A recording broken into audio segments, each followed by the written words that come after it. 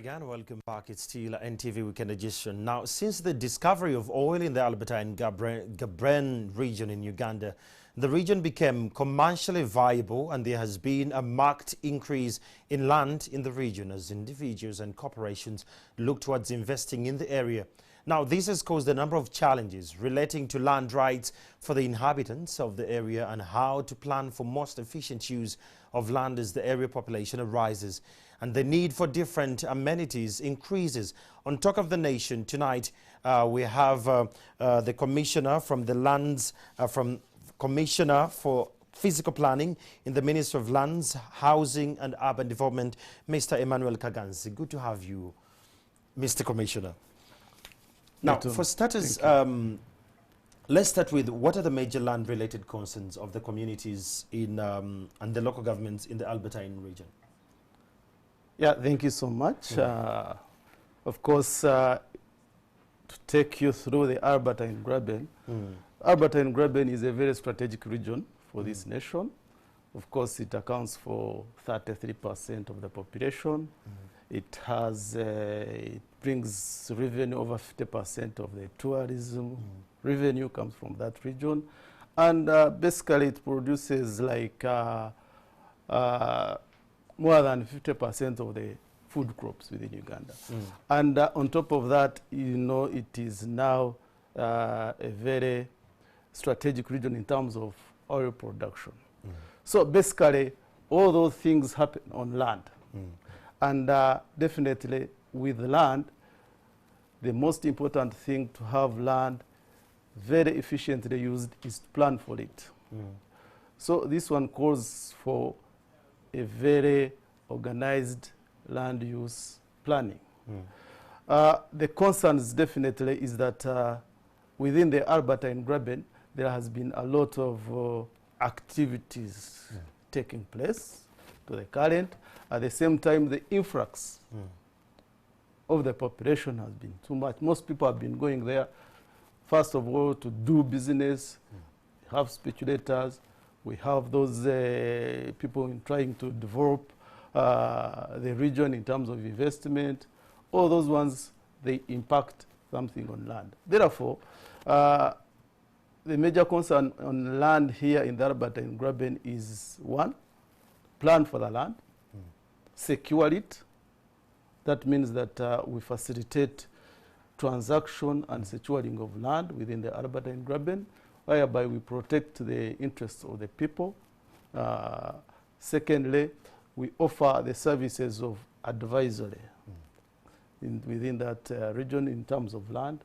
At the same time, we give them necessary support in terms of planning and infrastructure development. Mr. Kaganzi, the fact that you've said that the population seems to be spilling over with regards to the initial numbers, this puts pressure on social amenities.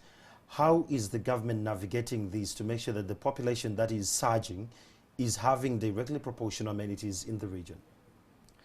Yes, thank you again. And I want to tell you that definitely with the swelling of population within that region, the infrastructure is not adequate. However, the government is planning, not only planning, but it has done a lot in terms of planning. We have developed a Albertine Regional Physical Development Plan that sets a framework to have an organized settlement, infrastructure development. The government has done a lot in terms of infrastructure development. Specifically, there is a project for Albertine Regional Sustainable Development. That project is improving on the connectivity, improving on the local access within the districts in the Graben. At the same time, it has planned a number of towns, 9 of them, and those 9 of them, now they are planned to receive the infrastructure in an organized way and to have people settle in an organized and have the proper land use mechanism within the place. Mr. Kaganzi, when you're explaining all these to a normal Ugandan like me, it appears to be something that is well planned, like people just going to plug through. But how are the locals being involved in this? What is the inclusion of the locals? Has government gone ahead to include the locals in whatever they're doing? Awareness campaigns, are they running? And is the community ready to plug into the bigger picture of this region? Yes, I must tell you that the government has invested a lot in sensitization and creating awareness. Of course, with the discovery of oil, a lot of things happened. And you'll find that a number of actors have involved themselves into making people aware. First of all, as the Ministry of Lands, we give a lot of awareness in terms of land-related issues, and we support the communities to secure their land. Talk of planning. Whatever we plan, it is people-centered. The people are in the center of those plans. Definitely, we plan for the people. And we plan people within the Albertine Graben, and those plans are wide enough and good enough to provide for the future. Secondly, is that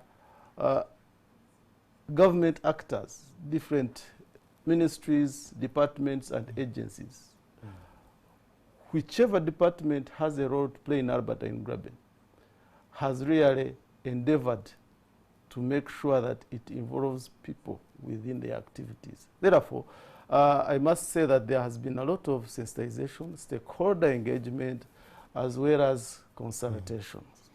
And at the same time, the ministry now is the Ministry of Lands, Housing and Urban Development is coming up with the Albertine Strategic Investment Plan, of which it will guide the future and guides the investment decision. At the same time, you know, within the Albertine, there is a ongoing development of oil refinery. The Ministry of Lands, Housing and Urban Development has the program to ensure that the areas around the refinery, oil proximity areas, they are well planned.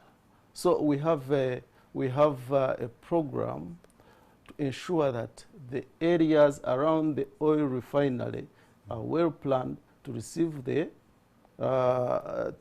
infrastructure and all that will be attracted by that oil refinery. Oil refinery will trigger a lot of urban development. A lot of infrastructure will be provided. Even if you go there now, the place has changed. Basically, that area was a green field.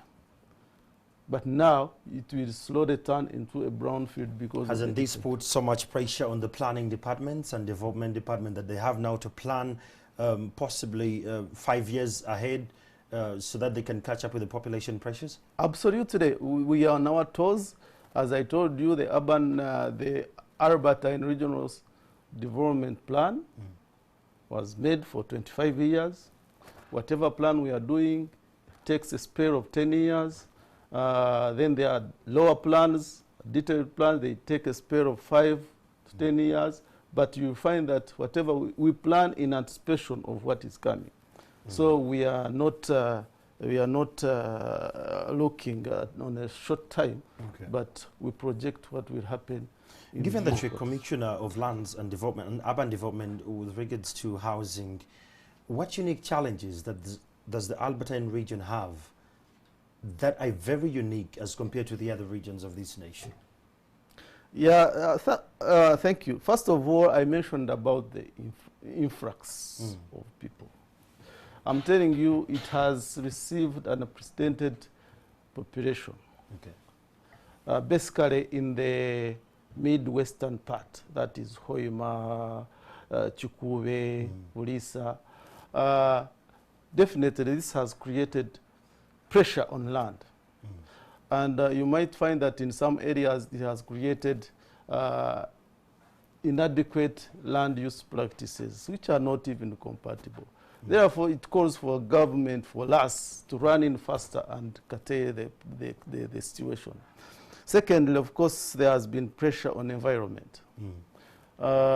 environment whereby people encroach on some of the environment sensitive areas, and at the same time you find that a number of activities are competing with other within the ecosystems, and you find that there is always competition. And secondly, of course, the land, most people have,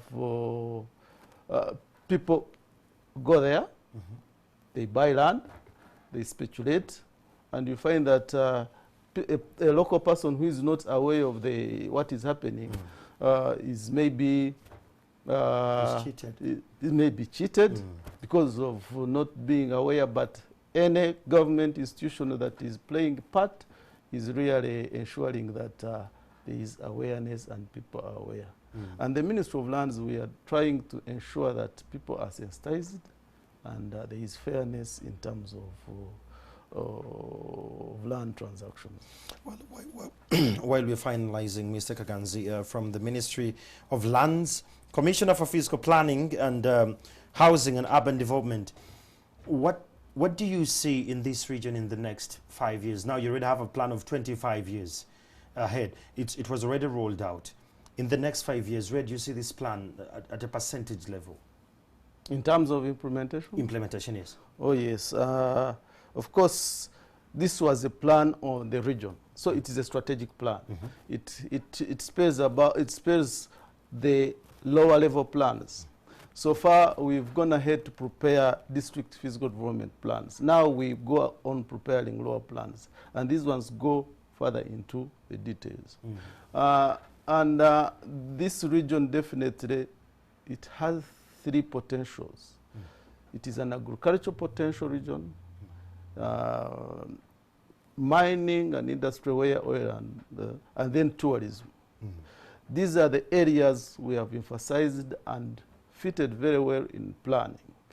So within 25 years, I can see that with massive investment and of course government taking it forward, I can see we shall progress to over 50%. But definitely that includes, that calls for goodwill, for participatory, and of course investment in terms of funds. Okay. But we are on the right move. We're on the right course. Thank you. Thank you so much. That happens to be Mr. Emmanuel Kaganzi, the Commissioner for Fiscal Planning in the Ministry of Lands, Housing and Urban Development. That will take us for a break and we'll be back shortly.